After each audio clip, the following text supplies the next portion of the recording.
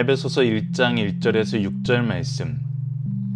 하나님의 뜻으로 말미암아 그리스도 예수의 사도된 바울은 에베소에 있는 성도들과 그리스도 예수 안에 있는 신실한 자들에게 편지하노니, 하나님 우리 아버지와 주 예수 그리스도로부터 은혜와 평강이 너희에게 있을지어다. 찬송하리로다. 하나님 곧 우리 주 예수 그리스도의 아버지께서 그리스도 안에서 하늘에 속한 모든 신령한 복을 우리에게 주시되, 곧 창세 전에 그리스도 안에서 우리를 택하사 우리로 사랑 안에서 그 앞에 거룩하고 흠이 없게 하시려고 그 기쁘신 뜻대로 우리를 예정하사 예수 그리스도로 말미암아 자기의 아들들이 되게 하셨으니, 이는 그가 사랑하는 자 안에서 우리에게 거저 주시는 바 그의 은혜의 영광을 찬송하게 하려는 것이라. 아멘.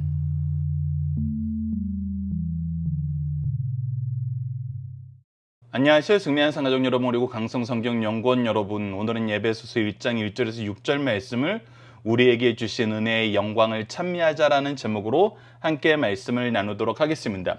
에베소서는 가장 중요한 개념을 우리에게 가르쳐 주면서 말씀을 시작하고 있습니다. 우리가 이 개념을 잘 이해하고 이 개념이 우리에게 주어지는 역사를 잘 경험하고 이 역사의 결과를 미리 알고 있게 됐을 때 우리의 삶은 놀라운 변화를 이끌게 되고, 우리의 미래는 그 어떤 사람들의 미래보다도 더 확실하면서 더 영광스러우면서 더 기쁨이 넘치게 되는 것을 우리가 경험하게 되는데, 그것이 바로 무엇이냐면 하나님의 뜻이 무엇인 줄 아는 것입니다.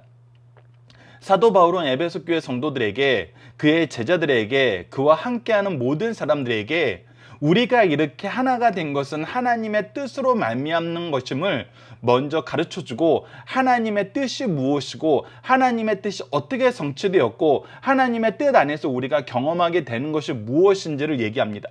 자, 1절을 보시죠. 하나님의 뜻으로 말미암아 그리스도 예수의 사도된 바울은, 즉 자기가 예수의 사도가 된 것은 누구의 뜻이었냐면 바로 하나님의 뜻이었다는 것입니다.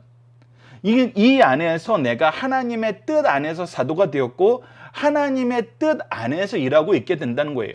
그러면서도 그것이 어떻게 확장되냐면 바로 에베소에 있는 성도들과 그리스도 예수 안에 있는 신실한 자들에게 편지하는 것, 이 편지한다는 것 어떤 행위를 하는 것인데, 이 행위의 대상이 되는 성도와 그리스도 예수 안에 있는 신실한 모든 자들도 결국은 누구의 뜻 안에서 이 자격을 얻게 되었고 이 행위를 같이 나누게 되었냐면 하나님의 뜻으로 말미암았다는 것입니다. 그리고 이 하나님의 뜻은 우리에게 어떻게 나타나냐면 2절 말씀에 사도의 축도로 나타나는데, 하나님 우리 아버지와 주 예수 그리스도로부터 은혜와 평강이 너희에게 있을지어다. 그가 우리에게 주시는 것은 한없는 은혜와 한없는 평강이라는 것입니다. 특히 이 말씀 안에서 우리가 경험하게 되는 것이 무엇이냐면 바로 이 뜻을 계획하신 하나님 아버지가 계시고, 이 뜻을 성취하신 주 예수 그리스도가 계시고, 이 성취된 것을 우리에게 적용하셔서 은혜와 평강을 더하게 하시는 성령이 계심을 우리에게 이 말씀 안에서 가르쳐주면서, 우리는 누구의 뜻 안에서, 누구의 역사 안에서, 누구의 이끄심을 받아서 이러한 삶을 살고 이러한 관계를 맺고 이러한 내용으로 우리가 말씀을 나누게 되냐면 바로 하나님의 뜻으로 말미암아 하나님의 역사의 성취로 말미암아 하나님의 역사의 성취 안에서 우리에게 주시고자 하시는 은혜로 말미암아 이 삶을 살게 되었다는 것입니다. 그래서 이 삶을 우리가 알게 되면 우리는 무엇을 할 수밖에 없냐면 찬송할 수밖에 없다는 것입니다. 찬송하는 삶을 살 수밖에 없다는 거예요. 그 찬송의 내용이 무엇입니까? 하나님 곧 우리 주 예수 그리스도의 아버지께서 그리스도 안에서 하늘에 속한 모든 신령한 복을 우리에게 주시는 것을 우리가 이미 경험했기 때문에 이것을 찬송할 수밖에 없다는 것입니다. 그리고 이 신령한 복을 우리에게 어떻게 주셨냐는 것입니다. 4절부터 나타납니다. 창세 전에 그리스도 안에서 우리를 택하사, 즉 우리가 하나님을 알기도 전에, 그분이 우리에게 나타나시기도 전에, 우리를 창조하시기도 전에 이미 우리를 택하셨다는 거예요. 그러니까 이 택함에는 우리의 존재에 어떤 행위가 있거나 존재로 말미암아 어떤 결과가 일어나서 우리가 택함을 받은 것이 아니라 원래 우리를 택하려고 작정하신 하나님의 주권적인 역사만 있고 주권적인 뜻만 있었다는 거예요. 그래서 우리를 택하셨는데 이 택하심이 우리에게 어떻게 나타나냐면 우리로 사랑 안에서 그 앞에 거룩하고 흠이 없게 하시려고, 즉 우리를 택하신 이 택함의 모든 이유와 행동과 결과로서 나타나는 것은 바로 하나님의 사랑이고, 우리는 그 사랑 안에 있음을 경험하게 되고, 이 사랑이 우리를 어디로 이끄냐면 그의 앞으로 이끄는데, 우리가 그의 앞에서 어떠한 삶을 살도록 이끄냐면 거룩하고 흠이 없는 삶을 살도록 우리를 이끄신다는 거예요. 거룩하고 흠이 없는 삶이라는 것은 무엇입니까? 하나님의 기준에 맞춰서 사는 삶이고 하나님과 함께 할 수 있는 삶을 얘기하는 거예요. 그것이 바로 하나님께서 가장 기뻐하시는 거예요. 그래서 그 기쁘신 뜻대로 우리를 예정하사, 그래서 우리를 미리 택하신 건 하나님께서 미리 예정하신 거예요. 예수 그리스도로 말미암아 자기의 아들들이 되게 하셨으니. 그런데 우리가 그 택함 안에서 그 예정대로 그의 뜻의 성취로 그의 자녀가 될 수 있었던 것은 무엇이냐면 바로 예수 그리스도로 말미암는다는 거예요. 예수 그리스도를 통한 구원의 성취를 통해서 이루어지는 거래요. 6절 봅시다. 이는 그가 사랑하는 자 안에서 우리에게 거저 주신 바. 그래서 이것을 은혜라고 얘기하는 거예요. 예수 그리스도 안에서 받은 값없는 은혜라는 거예요. 그의 은혜의 영광을 찬송하게 하려는 것이라. 그래서 이 은혜를 받았으면 무엇을 하게 돼요? 이 은혜의 영광을 찬송하게 돼요. 그래서 우리 삶의 모습이 어떻게 되냐면 하나님의 뜻 안에서 그의 자녀로 택하심을 받고 그의 자녀가 되게 해주시는 예수 그리스도의 구원의 성취를 경험하여서 그의 뜻 안에서 그의 자녀로서의 삶을 살면서 우리의 삶의 모습 무엇을 하냐면 그의 은혜의 영광을 찬송하는 삶을 살게 된다는 것입니다. 이것을 우리가 다른 말씀과 같이 이제 좀 더 일목요연하게 정리를 해보면 우리가 어떤 존재라는 거예요? 하나님께서 우리를 부르시고 의롭게 하신 존재라는 것입니다. 그 부분을 로마서 8장에 아주 우리가 잘 이해할 수 있도록 우리에게 적어놨는데, 그래서 8장 30절을 보면 또 미리 정하신 그들을 또한 부르시고, 그래서 우리를 정하셔서 우리를 부르셨어요. 부르신 그들을 의롭다 하셨어요. 그냥 불러다 놓고 만 것이 아니에요. 따로 우리를 그냥 어떤 울타리에 넣어놓고 그냥 이제 내가 할 일 다 했다 해서 내버려 두신 것이 아니에요. 오히려 그 안에서 우리를 부르신 것보다 더 힘든, 사실 우리를 그냥 불러서 우리를 초대한 것보다 더 힘든 것이 무엇이냐면 우리를 변화시키시는 것인데, 우리가 변화받는 것인데, 우리가 누구의 잔치에 참여하는 것보다 더 어려운 것은 뭐냐면 우리가 그 잔치에 합당한 사람으로서 변화되는 거예요.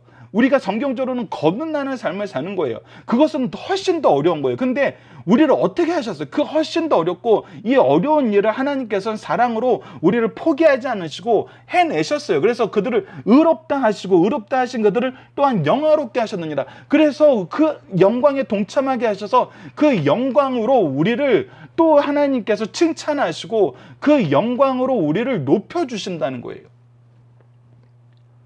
근데 이 일을 우리에게 이루실 때 어떻게 이루시냐는 거예요. 로마서 8장 32절을 보시죠. 자기 아들을 아끼지 아니하시고 우리 모든 사람을 내어주시니까. 그래서 하나님께서 이 일을 이루시기에 뭐까지 하셨냐면 자기 아들을 아끼지 않고 내주셨어요.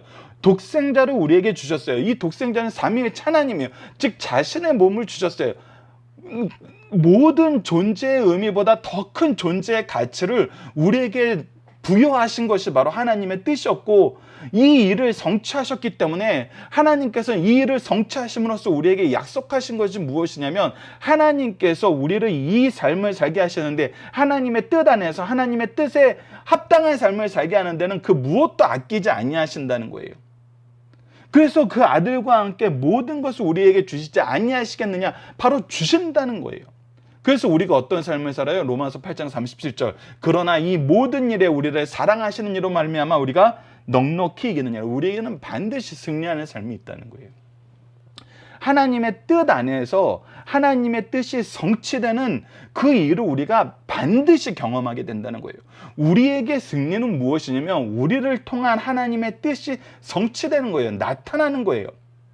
그래서 우리는 이 역사를 이루신 하나님을 찬양할 수밖에 없어요. 전도서 12장 13절을 보시죠. 일의 결국을 다 들었으니 우리는 하나님께서 우리를 이런 존재로 선택하셨고 이런 존재로 만드셨고 이런 존재로 살게 하신다는 이 이야기를 다 들었어요. 그렇기 때문에 우리는 뭐예요? 하나님을 경외하고 그의 명령을 지킬저다. 이것이 모든 사람의 본분이니라. 그래서 우리는 하나님의 뜻 안에서 살고 하나님의 뜻 안에서 하나님의 은혜를 찬양하는 삶이 우리에게 가장 합당한 삶이라는 거예요. 그래서 이 합당한 삶의 모습이 무엇이냐는 것입니까? 고린도전서 10장 31절 그런즉 너희가 먹든지 마시든지 무엇을 하든지 다 하나님의 영광을 위하여. 그래서 우리의 삶의 존재 이유는 하나님의 영광을 돌리는, 하나님의 영광을 드러내는 삶을 사는 거예요. 그렇다면 무엇이 하나님의 영광을 드러내는 삶이냐는 거예요. 성경은 이 부분에 대해서 우리에게 끊임없이 얘기해주고 있습니다. 무엇입니까? 베드로전서 2장 9절을 보시죠. 그러나 너희는 택하신 족속이요 왕같은 제사장들이요 거룩한 나라요 그의 소유가 된 백성이니. 우리가 제사장으로서 하나님의 택하신 민족으로서 거룩한 나라로 그의 소유된 백성으로 이 세상을 사는데 어떤 모습으로 사냐면 이는 너희를 어두운 데서 불러내어 그의 기이한 빛에 들어가게 하시니에 아름다운 덕을 선포하는 삶을 산다는 거예요.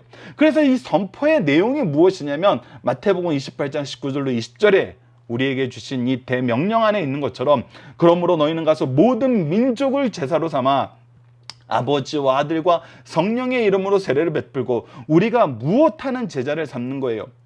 우리가 바로 아버지와 아들과 성령의 역사를 가르쳐주는 제자를 가르쳐줘서 하나님의 뜻을 아는 제자를 삼는 거예요.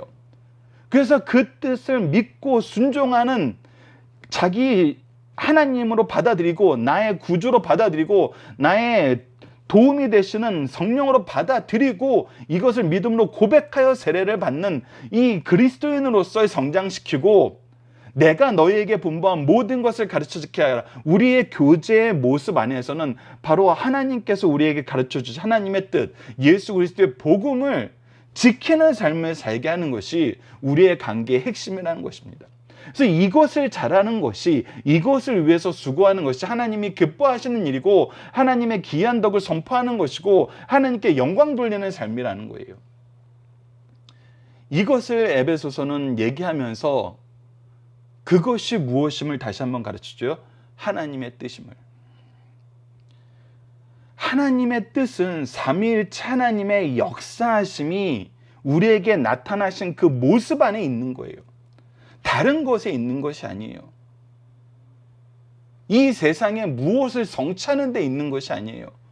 하나님의 뜻은 우리를 향하신 그 구원의 뜻, 성부께서 계획하시고 성자께서 성취하시고 성령께서 우리에게 적용해 주시는 이 은혜를 우리가 믿고 이 은혜를 전하는 삶, 이 은혜를 계승하는 삶, 이 은혜를 서로 나누면서 은혜와 평강을 비는 삶, 함께 찬송하는 삶, 이것이 바로 우리에게 주어진 가장 중요한 삶의 모습이라는 것입니다.